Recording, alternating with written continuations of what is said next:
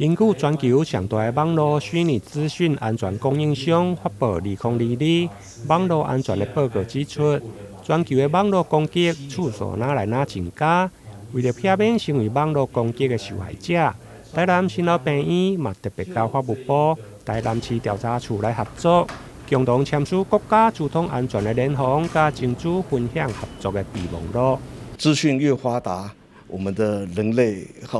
文明就大家很方便，可是治安问题是造成我们很大的困扰。常常我们花好多心力来做一些安全防护。那今天有调下去来协助我们，因为医疗的进步现在都是靠资讯化，尤其在疫情发生之后，很多民众没办法来到医院，就靠资讯，我们视讯也好，做诊疗都已经一次的进步。但是安全问题如何知道说对方真的是这位病人，这是我们很需要努力的地方。而且我们的资料是好多，包括我们的电脑，包括我们的一些病历，包括我们的一些X 光等等的资讯都是在我们的资料库里面。那假设有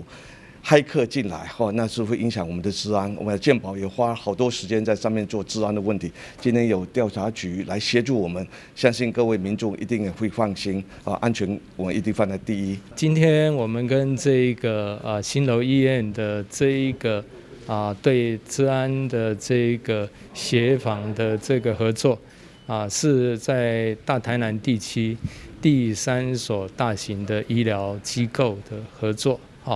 那往后我们希望这个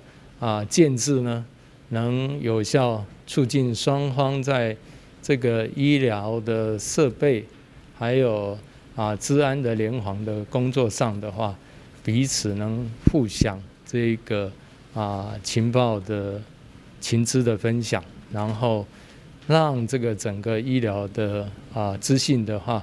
都能在有效的防护之下，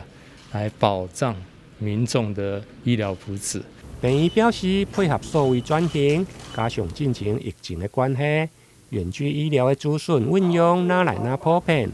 因此加强资讯安全的防护能力，确保医疗资讯袂阁受外力的窃取或者是迫害，就相当的重要。因此，透过调查局、治安专家的合作，一方面达成全面治安的防护，另外嘛用积极预防钓鱼网站加网络侵害的事件发生，进一步透过合作对查幕后的骇客集团。台南新闻联跟采访报道。